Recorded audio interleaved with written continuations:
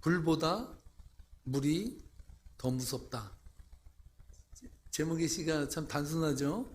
불보다 물이 더 무섭다. 이 시는 이렇게 시작합니다. 나 어릴 적 어머니가 말씀하셨다. 물이 불보다 더 무섭다고. 불탄 자리는 재라도 남지만은 물이 지나간 자리는 흔적조차 없다고.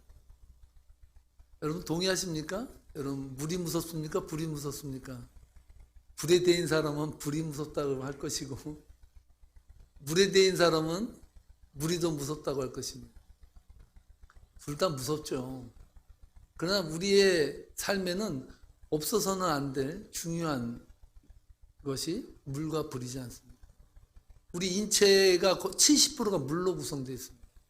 인간은 물이 없으면 못 삽니다. 근데 물이 너무 넘쳐나도 죽습니다. 과도 안 되고 부족해도 부족한 것이 우리 인간사라는 것을 알 수 있습니다. 저는 불맛은 못 봤는데요. 물맛은 봤습니다. 제가 군입대를 앞두고 휴학을 하고 입대를 기다리는 그 동안에 제 마을에 계시는 아저씨께서 수영장을 임대해서 사업을 했습니다. 근데 거기에 여름철에 수영장 안전원을 뽑았습니다. 거기에 제가 뽑혔어요. 수영을 잘해서 뽑힌 것이 아니라 동네 아저씨를 안다는 이유로 뽑혔습니다. 그래서 가가지고 안전원 교육을 받는데 그분이 하시는 말이 그렇습니다. 물에 빠진 사람을 보더라도 절대 들어가지 말라고. 너도 죽으니까 들어가면 안 된대. 그러면서 뭘 가르치냐면 튜브 있지 않습니까? 줄 달린 튜브를 던지는 연습을 하는 거예요. 그러니까 물에 빠진 사람 그 근처에 튜브를 던져주는 게 제 임무입니다. 여름날 얼마나 덥습니까? 물에도 들어가고 싶어요. 가끔 이 휴식 시간도 있잖아요. 물에 들어가고 싶은데 제가 뭡니까? 안전원 아닙니까? 명색이. 안전원이 그래도 폼 있게 수영을 해야 물에 들어가죠. 물에 못 들어가는 거예요. 수영을 잘 못하니까. 그래도 기본적으로 개구리 헤엄을 합니다. 50m는 가요, 그래도. 근데 폼이 안 나서 그렇지. 하도 더워서 도저히 안 되겠다 싶어가지고 물로 살금살금 내려왔습니다. 내려가서 수영을 한다고 또 폼은 좀 잡아야 되니까 그래도 호흡하는 걸 연습을 하면서 이제 밖으로 물을 뿜어 이제 호흡을 한다고 숨을 내쉬는데 그 안전원 대장 되시는 분이 장난을 친다고 제가 호흡을 하려고 밖으로다 이렇게 고개를 내미는데 저를 이렇게 밀쳐서 집어넣은 거예요. 근데 뱉어야 되는데 물이 들어오니까 기도를 막아버렸습니다. 물이. 그래서 제가 물속에 꼭 들어간 거예요. 도저히 이러다 죽겠다는 생각이 드는데 안 되겠다 해서 막 헤엄치면서 위로 살짝 올라가니까 이 안전원 대장님이 장난치는 줄 알고 웃기다고 막 박수 치는 거예요. 전 죽겠는데. 그래서 제가 생각을 했습니다. 내가 이러다 죽으니까 잠수를 하자. 이때 잠수를 했다가 마지막 힘으로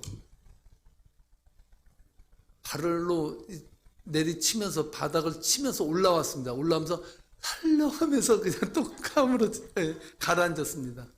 그러니까 안전 그 대장이 이게 장난이 아닌 것 같은 거예요. 그래서 얼른 와가지고 저를 끌어다가 밖으로 내보냈는데 안전원이 그 물에 빠진 사람 구해서 호흡을 시켜줘야 되는데 제가 누워가지고 그 안전 대장이 제 배를 누르고 호흡을 시키는 거예요.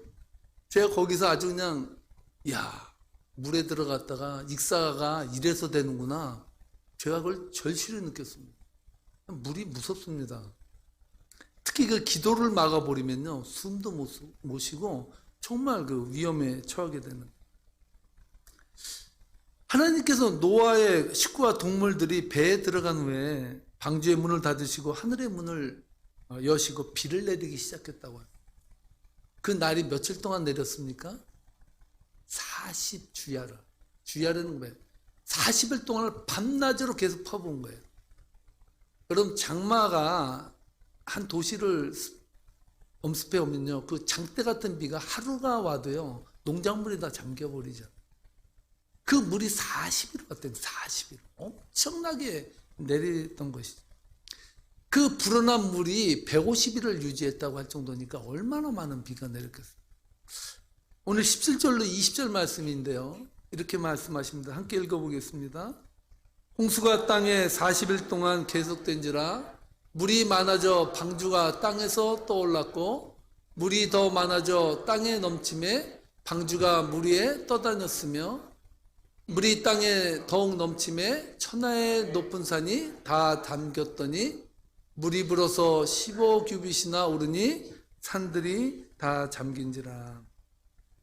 얼마나 비가 많이 왔는지 40일 동안 오다 보니까 제일 높은 산이 다 물에 잠기고 그리고 나서도 물이 불어서 15규빗이나 오르니 그러니까 산들보다 15규빗이 더 높게 물이 찼다라는 거예요. 15규빗이면 보통 얼마입니까? 거의 한 7m 가까이 되는 물이 산을 온재를 다 덮였다는 것입니다. 오늘날로 말하면 7m가량의 물이 더 불어나서 모든 땅들이 다 물천지가 됐다는 것을 말하고 있습니다. 그리고 나서 21절 22절 말씀에서 이렇게 말씀합니다. 함께 읽어보겠습니다. 땅 위에 움직이는 생물이 다 죽었으니 곧 새와 가축과 들짐승과 땅에 기는 모든 것과 모든 사람이라. 육지에 있어 그 코에 생명의 기운에 숨이 있는 것은 다 죽었더라. 여러분, 모든 산에 물이 꽉 차서 15규빗이나 더 찼다라는 것의 의미를 왜 강조하는 이유가 있습니다. 왜 그렇습니까? 물이 범람해서 완전히 찼다라는 거예요. 그것은 무엇을 말합니까? 22절 말씀에 나오는 그 말씀을 하기 위해서. 뭐냐면 육지에 있어 그 코에 생명의 기운에 숨이 있는 것은 다 죽어버렸다. 숨을 쉬는 모든 동물들이 다 죽어버린 상태, 그때가 노아의 홍수 사건이 일어난 때라는 것을 말해주고 있습니다. 죄의 삭은 사망이라고요. 노아의 홍수 사건은 죄에 대한 하나님의 심판이 얼마나 무서운가를 단적으로 보여주고 있습니다. 노아의 홍수 사건은 죄에 대한 하나님의 심판의 표로 삼을 정도로 아주 큰 사건이었습니다. 근데 여러분, 여기가 끝이 아니에요. 노아의 홍수 사건이 큰 하나님의 심판의 사건이었습니다. 근데 만약에 성경이 여기서 끝났다면 하나님은 죄된 인간들을 향해서 심판으로 끝내버리시는 분이다 라는 말로 우리는 창세기를 끝내야 될 것입니다. 그러나 오늘 이 본문을 통해서 보면요, 노아의 홍수 사건을 다른 측면에서 볼 수 있는 실마리를 제공하고 있습니다.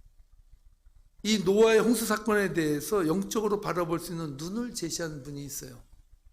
노아의 홍수 사건에 대한 이야기를 그 노아의 홍수 사건이 무엇을 의미하느냐에 대해서 말한 사람이 있어요. 그 사람이 누군지 아십니까?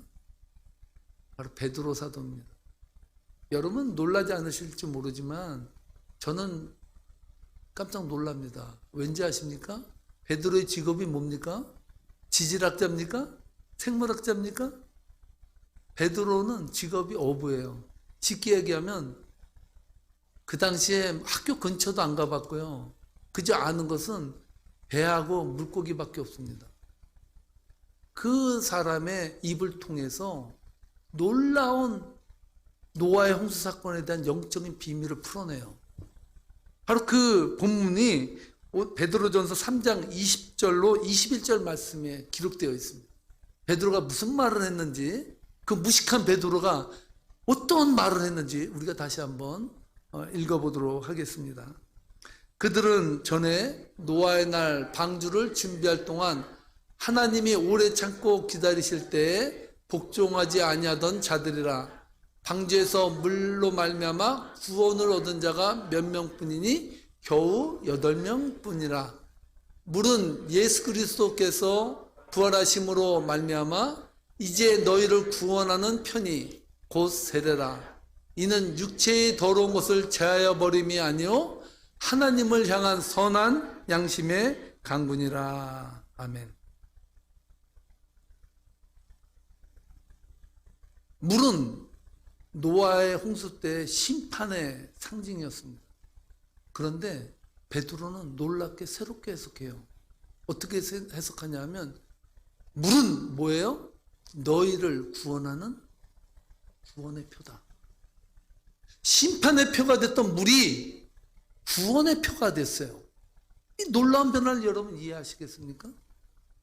베드로의 눈에 비친 노아의 홍수 사건의 의미는 심판이 아니라 구원에 있다라는 것을 우리들에게 단적으로 말해주고 있습니다. 여러분, 개신교인으로서 두 가지를 알아야 됩니다. 여러분은 캐톨릭 신자가 아니라 개신교 신자거든요.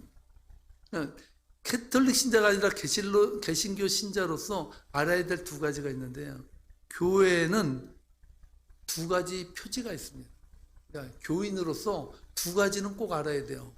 제일 중요한 거, 교회에서 두 가지가 제일 중요해요. 그것이 뭔지 아십니까? 첫째, 말씀 선포예요. 두 번째, 성례전입니다. 개신교인은요, 다른 건 몰라도 하나님의 말씀에 대한 말씀 선포가 행해지는 곳이 교회다라는 것을 알아야 돼요. 여러분, 왜 예배가 왜 중요합니까? 예배에 왜 목회자가 중요한지 아십니까? 예배의 가장 중요한 것은요, 하나님의 말씀이 선포되는 자리예요. 찬양도 중요해요. 기도도 중요해요. 가장 중요한 것은 창세 시대로부터 말씀하신 그 하나님이 우리 현대 그리스도인들을 향해서도 말씀하고 계시다는 거예요. 뭘 통해서? 설교, 하나님의 말씀 선포를 통해서 하나님도 이 시대의 성도들에게 하나님의 말씀을 지금도 선포하고 계시다는 거예요. 믿습니까? 그래서 여러분, 예배가 중요해요. 그래서 목회자가 가는 곳이 예배의 초소가 돼요. 왜? 말씀이 중요하기 때문에. 하나님의 말씀이 오늘 이 시대에도 재해석되면서 오늘 이 시대를 살아가는 여러분들에게 계속해서 말씀하고 계시기 때문입니다. 두 번째 중요한 것이 성례입니다. 성례는 캐톨릭에서는 7가지로 나눠서도 무슨 견진성사 뭐 여러 가지를 이야기하지만 개신교에서는 딱 두 가지를 말해요. 성례는 첫째, 성찬이 있고요. 둘째, 세례가 있습니다. 그래서 설교는 들리는 말씀이고요. 성례전은 보이는 말씀이에요. 하나님은 이 두 가지를 통해서 교회를 움직이시는데 하나님은요, 성찬을 통해서 하나님을 보이지 아니하는 하나님을 우리들에게 보이게 해주세요. 그 가톨릭에서는요, 성찬이 너무나도 중요해서 예수님의 살과 피를 실제로 먹는 현장이 성찬식이라고 생각을 해요. 그래서 천주교에서는요, 빵을 써도 절대 부스러기가 떨어지면 안 돼요. 왜? 예수님의 살이 떨어져서 뒹굴다가 개가 먹으면 어떻게 해요? 안 되거든요. 왜? 그것은 하나님이 주신 것이기 때문에. 그래서요, 천주교에서는 성찬의 포도주는요, 신부만 먹습니다. 왜? 흘리면 안 되니까. 성찬식에서요, 포도주를 흘리면요, 그걸 핥아 먹어야 될 정도로 중요해요. 왜? 예수님의 피를 함부로 흘리면 안 된다. 그러니까 개신교에서는 그 정도까지 강조는 하지 않지만 중요한 것은 우리 교회에서도 늘 성찬식을 하는 이유, 세례식을 하는 이유가, 성찬식을 하는 이유가 보이지 아니할 하나님을 만나는 자리가 성찬식이기 때문에. 그래서 성찬을 통해서 여러분, 하나님이 우리를 위해서 하신 일, 하나님이 베푸신 그 사랑을 우리는 성찬을 통해서 이해하게 된다는 것입니다. 그러니까 어느 시카고에 있는 그 교회 중에 한 교회는요, 해몬드 제일 교회라는 교회가 있는데 이 교회는요, 목사님 강대상에 방탄 유리가 설치됐습니다. 왜 그런지 아십니까? 목사님 설교할 때요, 성도가 저 목사가 나를 어떻게 알고 까지? 그래서 자기를 깐다고, 자기의 치부를 드러낸다고 그 자리에서 권총을 들고 쏴버렸습니다. 목사님이 안 맞아서 다행인데 몇 번 그 일이 당하고 나서 당회에서 이야기를 했다고 해요. 목사님 강대상에 방탄 유리를 해주자. 그래서 목사님 강대상 앞에 방탄을 유리를 했다는 거예요. 하나님의 말씀은요, 우리들의 폐부를, 우리들의 마음의 심장을 찔러요. 그래서 여러분들의 삶 속에서 내가 지금 은혜를 받고 영적인 삶을 사냐 안 사냐를 알 수 있는 방법이 하나 있어요. 뭔지 아십니까? 목사의 말이 깐다고 들리면 시험 받은 거고요. 목사의 말이 은혜롭게 들리면 여러분 은혜 받은 거예요.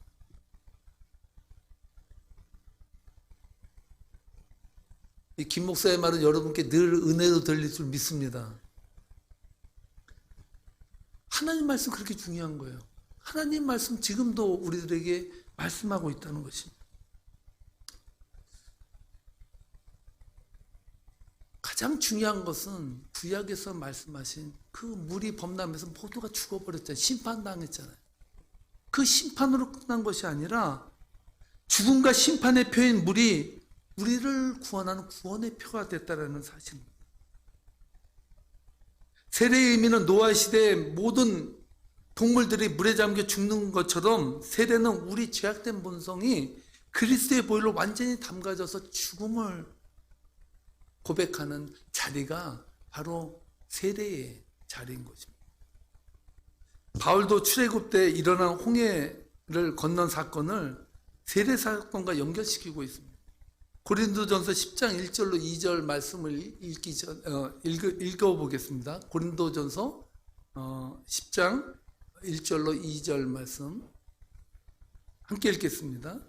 형제들아, 나는 너희가 알지 못하기를 원하지 아니하노니 우리 조상들이 다 구름 아래에 있고 바다 가운데로 지나며 모세에게 속하여 다 구름과 바다에서 세례를 받고. 바울도 영적인 거예요. 이스라엘 백성들이 출애굽에서 홍해를 앞을 봤습니다. 모세가 지팡이를 던졌을 때 홍해가 갈라졌어요. 이스라엘 백성들이 그 바다 가운데를 지나갔잖아요. 홍해를 건너갔잖아요. 그것을 바울은 영적으로 어떻게 해석하냐면요, 구름과 바다에서 세례를 받은 것이다. 쉽게 얘기해서 이스라엘 백성들이요, 갈라진 홍해를 건너갈 때 이미 자기 죽음의 삶을 살았다는 거예요. 그들이 그토록 좋다고 생각하고 비록 노예의 생활이지만 행복하다고 생각했던 그 애굽을 떠나서 약속의 땅 가나안 땅을 향해서 홍해를 건너가는 그 사건이 세례 사건이라고 말합니다. 이미 홍해를 건널 때 물에 잠겨 죄에 대해 죽은 인생이 되었음을 고백하게 되었다라고 말씀하고 있습니다. 바울은요, 골로새서에서 세례가 무엇인가에 대해서 더 구체적으로 말하고 있습니다. 골로새서 2장 12절 말씀인데요, 제가 읽어드리겠습니다. 너희가 세례로 그리스도와 함께 장사되고 또 죽은 자들 가운데서 그를 일으키신 하나님의 역사를 믿음으로 말미암아 그 안에서 함께 일으키심을 받았느니라. 세례가 뭐냐? 세례는 그리스도와 함께 장사됐다는 건 뭐예요? 그리스도와 함께 죽었다는 거예요. 세례는요, 철저하게 인간이 물에 잠겨서 죽음을 당한 것처럼요, 세례는 자기 죽음을 선포하는 거예요. 그리스도인들은 바울이 말한 대로 그리스도와 함께 십자가에 죽은 자들입니다. 믿습니까? 역설 같지만 그리스도인들은요, 죽어야 사는 존재들이라는 사실. 그리스도인들이 행복한 삶을 살 수 있는 것도 역설 같지만 죽어야 합니다. 우리는 지금 복잡한 시대를 살아가고 있는데요, 요즘에는 음식점에 식구들이 가도 다 따로따로 논다 그러지 않습니까? 식탁에 같이 앉아서도 서로가 스마트폰을 본대요. 그래서 스마트폰과 대화를 한답니다.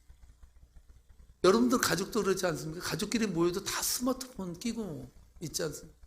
어떤 분은요, 교회에 와서도 스마트폰을, 설교 중에서도 스마트폰을 켜고 그거를 보고 있다. 그게 오늘날 우리가 살아가는 현실인데요. 인간이 이렇게 사는 맛이, 사람과 교류하면서 살아가는 맛이 점점 떨어져 가고 있습니다. 세상은 편해지는데 마음은 더 허무하고 죽겠다, 힘들다, 외롭다, 못 살겠다는 사람들이 넘쳐납니다. 여러분 중에 외롭지 않은 분이 있습니까? 유시아 시인이 그대가 옆에 있어도 나는 그대가 그립다라고 말하는데, 바꿔 말하면 사람이 옆에 있어도 나는 외롭다가 될 것 같습니다. 누구나가 다 외로움을 더 많이 느끼고 살아가는 오늘 이 현대인의 삶의 모습이 그렇지 않겠습니까? 바울은 이러한 시대를 살아가는 그리스도인들에게 고린도 후서 4장 8절로 10절에서 험악한 세상을 살아갈 수 있는 비결을 말해주고 있습니다. 함께 고린도 후서 4장 8절로 10절 말씀을 함께 읽어보겠습니다. 우리가 사방으로 우겨싸움을 당하여도 쌓이지 아니하며 답답한 일을 당하여도 낙심하지 아니하며 박해를 받아도 버림받지 아니하며 거꾸로 뜨림을 당하여도 망하지 아니하고 우리가 항상 예수의 죽음을 몸에 짊어짐은 예수의 생명이 또한 우리의 몸에 나타나게 하려 함이라. 아멘. 그래서 중요한 말씀을 하는데요. 박해를 받아도 고난을 받아도 주위 사람들로부터 우겨싸임을 당해도 낙심하지 않고 우리가 살아갈 수 있는 비결은 무엇이라고 말합니까? 바울이 예수의 죽을 몸을 자신에게 짊어졌다. 자신이 예수의 죽을 몸을 짊어지고 살아. 쉽게 말해서 무엇입니까? 내가 이 생을 살아가면서 낙심하고 거꾸로 들임을 당하고 박해당하고 무시당하고 세상에서 조롱당하고 살지라도 내가 이 세상에서 행복하게 살 수 있는 단 하나의 방법이 있다면 뭐예요? 예수의 죽음을 짊어지고 살아. 쉽게 얘기해서 무엇입니까? 내가 예수님과 함께 십자가에서 죽는 거예요. 그것이 인생을 행복하게 살아가는 비결이라고 말하고 있는 것입니다. 바꿔 말하면 인생이 괴롭고 힘들고 외롭고 답답한 이유는 따라하시 바랍니다. 죽지 않았기 때문이다. 그리스도인들이 행복하지 않은 이유는요, 나에게 조건이 갖춰지지 않고 내가 원하는 필요가 채워지지 않아서가 아니라요, 내가 죽지 않았기 때문에. 사도 바울은 바로 그 사실을 간파했다는 거예요. 내일로 살려고 하기 때문에 우리는 인생이 괴롭습니다. 내가 살아있기 때문이라는 것이죠. 도움미 사모를 여러분들은 들어보았는지 모르겠습니다. 이 도움미 사모님은요, 목회자의 아내로 가정사역을 하시는 분이에요. 어떻게 보면 가정이 아름답고 조화롭게 살 수 있는가, 그것을 강연하고 다니시는 분이 이 도움미 사모님인데요. 이분이 쓴 책의 제목이 오늘 설교의 제목이 되었습니다. 고쳐달라 말고 죽여달라 하라. 이분이 온누리교회 성령축제의 강사로 초빙을 받았는데요. 너무나 큰 자리에 강사로 부름받아서 도저히 감당할 수가 없는 거예요. 그래서 40일 작정 기도를 했다고 합니다. 열심히 기도를 하면서 연구를 하고 무엇을 전할까 이것저것 들춰보면서 열심히 기도하고 준비하는데 한 5, 6일 정도가 지나서 그래도 내가 아내로서 가정사역자로서 가정에 충실해야 되지 않을까 이런 생각이 들더래요. 그래서 내가 다른 건 못해도 남편을 위해서 밥은 맛있게 줘줘야지 이런 마음을 가졌어요.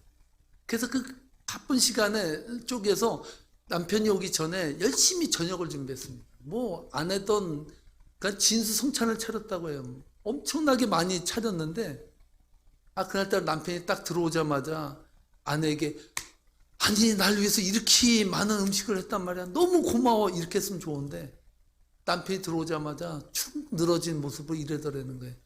오늘 나 라면 먹고 싶어. 이 사모가 완전히 김이 빠져가지고 화도 나지만 참고 그래도 이렇게 내가 열심히 차렸는데 그래도 내 생각해서 라면은 다음에 먹고 이거 뭐 그냥 먹어 그랬다는 거예요. 그래서 남편이 그래 그럼 그렇게 하지 이러면 좋잖아요. 이 남편도 약간은 좀 잭간 것 같아. 좀 안 돌아. 뭐라 그랬냐면 그래도 나 라면 먹을래 이러더라는 거예요. 그래서 냈다 라면을 끓여주고요. 남편 얼굴이 맨수로 보이더래요. 얼굴도 보기 싫어가지고 3일을 얘기 안 했더니 남편도 얘기를 안 하더래. 그러니까 더 미워지는 거야, 남편이. 내가 이런 남편이랑 살다니. 성령 축제는 점점 다가오는데 가정의 불안은 시작되고 가정 화목을 위해서 말씀을 전할 이 도우미 사모가 딜레마에 빠진 거예요. 이러다가 가정사역 전하기 전에 내가 파탄 나겠다. 이 생각이 들어서 남편을 불렀대요. 그래서 뭐라고 말했냐면, 여보, 내가 너무 내 생각만 한 것 같아. 내가 너무나 미안한데 사실 내가 이렇게 많이 차려놓아서 어려운 시간을 쪼개서 내가 당신에서 만들었는데 라면만 먹는다니까 내가 거기에 완전히 화가 났다고. 날 용서하라고. 그랬더니 이 남편은 너무나 속이 좀 물렁해서 오늘은 꼭 라면을 먹어야겠다라고 다짐하고 왔다는 거예요. 그런데 그 외국에 살다 보니까 기름진 음식만 잔뜩 있더라는 거예요. 도저히 이거 먹었다가는 배탈이 날 것 같아서 내가 그랬는데 3일 동안 이야기 안 한 것은 불같은 당신이 무서워서 말을 꺼냈다가는 본전도 못 해줄 것 같아서 내가 말을 안 한 거지 화가 나선 아니야. 날 좀 봐줘 이랬다는 거예요. 이렇게 화해를 하고 나서 하나님께 기도를 했다고 합니다. 기도를 하는 중에 이런 생각이 들었대요. 남의 내가 가장 사랑하는 사람한테도 편안한 사람이 못 될까? 난 왜 성질이 이렇게 못돼 먹어 사랑하는 사람을 눈치 보게 할까? 난 왜 별것 아닌 걸 가지고 이렇게 잘 삐칠까? 난 왜 나를 위해 기도해 준 사람을 향해 하나님 앞에서 위선자라고 욕했을까? 이런 5만 가지 생각이 들면서 눈물 흘리고 회개하고 또다시 말씀 보고 또 기도하고 졸다가 또 기도하고 말씀 보고 회개하고 또 졸다가 이렇게 하다 보니까 새벽 4시가 됐더래요. 그러면서 그 새벽 4시에 깨가지고 다시 하나님 앞에 이렇게 기도했다고 합니다. 하나님, 날 좀 고쳐주세요. 난 왜 이 모양인가요? 하나님한테 치유받았다면서 왜 이것밖에 안 되는 건가요? 제발 날 좀 고쳐주세요.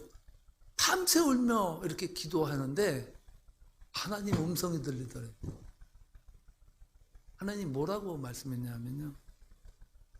야, 은미야, 고쳐달라고 하지 말고 죽여달라고 해라. 이 말이 딱 들리는데 이 도우미 사모님이 고꾸라졌다는 거예요. 아니, 고쳐달라고 하지 말고 죽여달라고.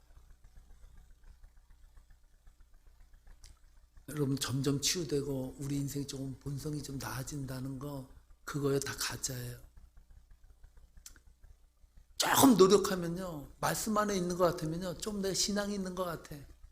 조금 내가 믿음 생활 할 수 있는 것 같아. 아, 이 정도면 내가 한 몇 지는 가지 않을까, 우리 교회에? 아니면 미러키 지역에서? 그래도 몇 지는 갈 텐데? 이런 생각이 들 거예요. 다 가짜라는 거. 인간은요, 고쳐지지 않는. 고치려고 하는 것 그 자체가 위선이고, 고치려고 하는 그 자체가 자기의라는 거예요. 그 하나님은 이 도우미 사모에게 그렇게 말했다는 거예요. 야, 고쳐달라고 하지 마. 절대 못 고쳐져. 차라리 죽여달라고 해라.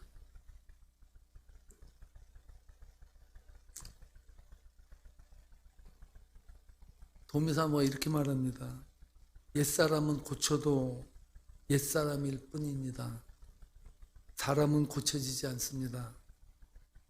하나님은 사람을 고쳐 쓰시지 않습니다. 하나님은 새 사람과 관계하시고 새 사람과 일하신다는 사실을 깨달았습니다. 라고 말합니다. 여러분, 인생이 고쳐져야 얼마나 고쳐지겠습니까? 김 목사가 아무리 인격적으로 나아야 얼마나 낫겠습니까? 여러분보다 더 욕심이 많고요. 여러분보다 더 부족한 사람이 저는 김 목사라고 생각합니다.